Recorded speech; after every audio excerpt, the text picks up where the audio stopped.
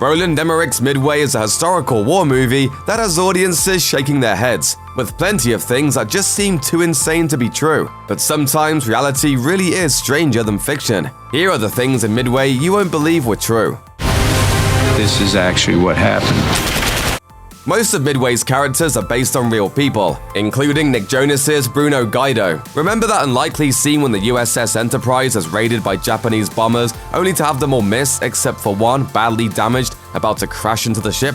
Gaido hops into a nearby dive bomber and starts shooting, only to send the bomber careening away at the last minute. At the same time, the plane he's in takes a direct hit. Surely Hollywood drama, right? It's absolutely true. Gaido really did take a running leap into a parked plane, then opened fire on a Japanese bomber intent on crashing into the Enterprise. Just like the movie depicts, the Japanese bomber really did clip Gaido's plane, slicing off the tail and sending it skidding across the deck.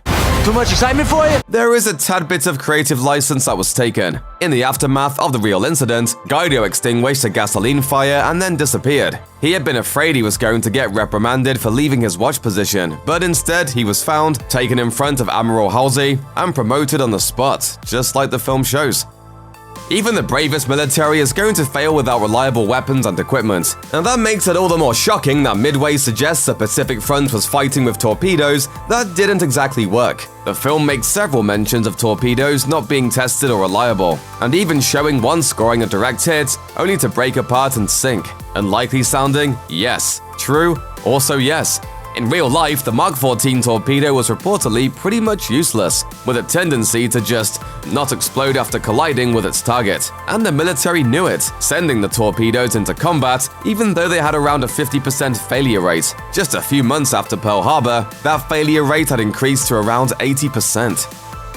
Midway is a visually stunning movie that puts audiences right in the cockpit of World War II dive bombers. It seems insane that pilots would literally dive through a rain of fire to try and sink massive ships, but they did. The Douglas SBD Dauntless dive bomber was the plane known as Slow but Deadly. They were flying at a time when aircraft was still pretty bare bones, and in the mid-1930s, both the Navy and the Marines were beginning to appreciate the death-defying practice of dive bombing as the best way to accurately aim, and they built aircraft suited to the task. The Dauntless had things like split flaps and dive brakes, and allowed pilots to dive at an 80-degree angle at speeds nearing 300 miles per hour. They turned the tide at Midway when taking advantage of a sky momentarily clear of Japanese counterattacks. Commander Clarence McCluskey led just a handful of dive bombers against the Japanese fleet, mortally damaging 3 of the 4 carriers in around 5 minutes.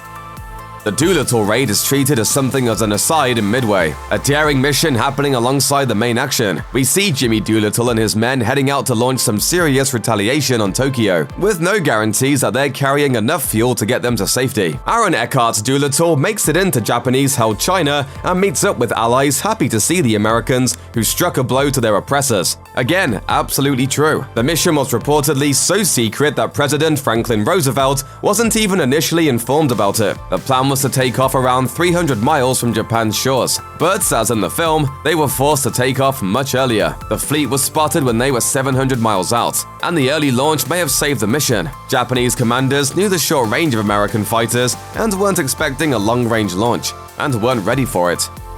It's an odd little detail at first. Midway's Admiral Halsey, played by Dennis Quaid, complains of a rash that quickly gets worse. Halsey is ordered to step down and head to the hospital. Even those with a passing knowledge of World War II's Pacific Theater have heard of Rear Admiral William F. Bull Halsey. So what gives? Was he really sidelined by a rash? Yes. According to the US Naval Institute, it was just one of a handful of incidents where illness impacted command. That rash was a severe case of psoriasis, and it was so bad it was interfering with his ability to make decisions. The biggest change the movie made was making it a symptom of shingles, which is contagious, maybe making his absence seem more justifiable to an audience. Wouldn't want to put other people at risk on the battlefield after all. When audiences see the USS Yorktown after the Battle of Coral Sea, she's in a dismal state. She's in dry dock, gaping holes in her deck, with crews that are dwarfed by the sheer size of the damage they're trying to fix. But in the film, she's back on the water and sailing to save the day just hours afterwards. Unlikely? Yes, but also true. According to the US Navy, the Yorktown returned to Pearl Harbor with an open hull, leaking oil, and sporting enough damage that it was estimated it would be 90 days before she was operational again. A 551-pound bomb had sliced through the deck and detonated 50 feet into the ship. Her hull was cracked, elevators non-functional, and she had left 10 miles of oil and fuel in her wake. When she returned to Pearl Harbor, plans for Midway were already underway. Admiral Nimitz gave them 3 days to get the Yorktown back in the water, and they did it. Around 1,400 workers labored for 72 hours straight on repairs that were so intensive the island was subjected to a series of blackouts to funnel electricity to the repair docks.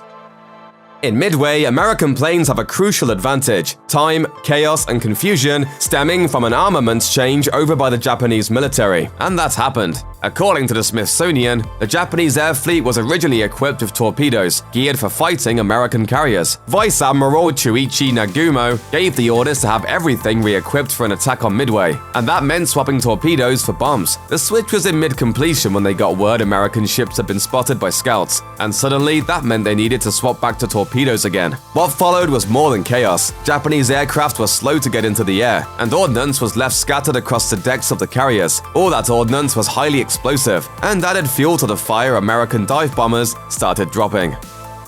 Check out one of our newest videos right here, plus even more Looper videos about your favorite movies are coming soon. Subscribe to our YouTube channel and hit the bell so you don't miss a single one.